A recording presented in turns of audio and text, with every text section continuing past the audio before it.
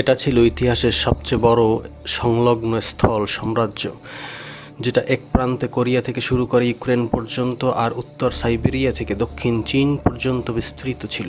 এই বিশাল সাম্রাজ্য গড়ে উঠেছিল খোলা প্রান্তরে। 1200 শতকে মঙ্গল সাম্রাজ্য গঠনের আগে পূর্ব এশিয়ার তৃণভূমি ছিল বিচ্ছিন্ন মঙ্গল ও তুর্কি গোষ্ঠীর আবাসস্থল, যাদের নেতৃত্ব দিতেন খান নামের নেতারা। এরা পালিত পশু, ভেড়া, গরু, ইয়াক ও উট চড়াতেন। তারা বাস করতেন পশমের তৈরি তাঁবুতে এবং গ্রীষ্মকালীন ও শীতকালীন ক্যাম্পের মাঝে ঘুরে বেড়াতেন। পুরুষেরা এই সময় দক্ষ ছিলেন ঘোড়ায় চড়ে যুদ্ধ করার কাজে, তবে এসব যাযাবর গোষ্ঠী প্রায় নিজেদের মধ্যে যুদ্ধে জড়াত। এই দৃশ্যপট বদলে যায় এক তরুণ যোদ্ধার আগমনে, তেমুজিন। তিনি জন্মেছিলেন এক অভিজাত মঙ্গল পরিবারে। শৈশবেই বাবাকে হারিয়ে চরম দারিদ্র আর দাসত্বে বড় হলেও তেমুজিন কৌশলী জোট করে খুব দ্রুত ক্ষমতায় উঠে আসেন। অন্য খানের মতো তিনি শুধু বংশ বা ক্ষমতা নয়, যোগ্যতার ভিত্তিতে সৈন্যদের পদোন্নতি দিতেন আর যুদ্ধলব্ধ সম্পদ সবাইকে সমান ভাগে ভাগ করে দিতেন।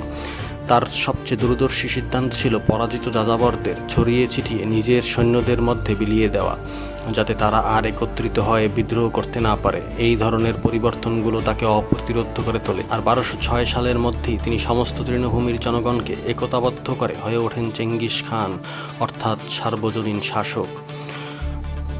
মঙ্গলরা ছিলেন সামান বিশ্বাসী। তারা প্রকৃতি আর পূর্বপুরুষের আত্মা চারপাশে বিরাজ করে বলে মনে করতেন। সবকিছুর ঊর্ধ্বে ছিল আকাশদেব তেনগিরি। চেঙ্গিস খান বিশ্বাস করতেন তেনগিরি তাকে বিশ্বের সবকিছু জয় করতে বলেছিলেন। আর যখন মঙ্গল প্রান্তরের সব যাযাবর একত্রিত হলো, তখন সেটা যেন সম্ভবই মনে হলো। যারা মঙ্গলদের বিরোধিতা করত, তারা আসলে তেনগিরির ইচ্ছা বিরোধিতা করেছিল এবং মৃত্যুই ছিল তাদের একমাত্র শাস্তি। চেঙ্গিস খানের নেতৃত্বে মঙ্গলরা প্রথমে উত্তর চীন ও ইসলামী পূর্ব অঞ্চল দখল করে নেয়। তার মৃত্যুর পর 1227 সালে এই ঈশ্বরীয় দায়িত্ব তার পরিবারের অর্থাৎ গোল্ডেন লিনিয়েজের হাতে চলে যায়। 1230 দশকে তার সন্তানেরা মধ্য এশিয়ার তুর্কিদের ও রাশিয়ার রাজপুত্রদের পরাজিত করে এবং 1241 সালে দুটি ইউরোপীয় বাহিনীকে ধ্বংস করে দেয়। 1250-এর দশকে তারা বাগদাদ পর্যন্ত ইসলামী ভূখণ্ড জয় করে নেয়। পূর্ব দিকে 1279 সালে তারা দক্ষিণ চীন দখল করে নেয়। তবে মঙ্গল সাম্রাজ্য শুধুই যুদ্ধ, লুণ্ঠন আর ধ্বংসের নাম ছিল না। একবার কোনো অঞ্চল দখল করলে তারা তার অভ্যন্তরীণ রাজনীতি অক্ষুণ্ণ রাখত এবং স্থানীয় প্রশাসকদের দিয়ে শাসন কার্য চালাত। সব ধর্মের চর্চা চলত অবাধে, শর্ত একটাই, তারা যেন মঙ্গল শাসকদের অনুগত থাকে। তারা প্রায় শিল্পী, পণ্ডিত ও প্রকৌশলীদের বন্দি করলেও তাদের কাজের গুরুত্ব বুঝত আর তাদের এশিয়া জুড়ে বসতি গড়তে বাধ্য করত। সবচেয়ে মূল্যবান জিনিস ছিল সোনালী বুনন, যেটা চীনের রেশম, তিব্বতের সোনা আর বাগদাদের তাঁতিরা কাজ করতেন। এই বুনন দিয়েই শাসকেরা জামা পরতেন, ঘোড়া সাজাতেন আর তাঁবু মুড়তেন। বিশেষভাবে মঙ্গলরা চীনের গানপাউডার প্রযুক্তিবিদদের অনেক গুরুত্ব দিত। যেহেতু ইউরেশিয়ার বিশাল অংশ রাজনৈতিকভাবে একত্র ছিল, তাই রেশম পথ দিয়ে বাণিজ্য দারুণভাবে গতি পায়। মঙ্গলদের ডাক ব্যবস্থা আর ঘোড়ার চেইন বাণিজ্যকে আরও সহজ করে।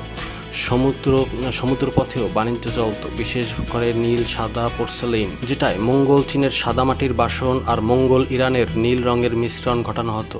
তবে এই গৌরব চূড়ার স্থায়িত্ব বেশি দিন ছিল না।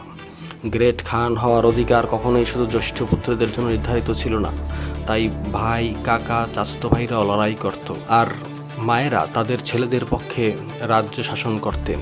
1260-এর দশকে চেঙ্গিস খানের নাতিরা উত্তরাধিকারের জন্য একদম পূর্ণাঙ্গ গৃহযুদ্ধে জড়িয়ে পড়ে।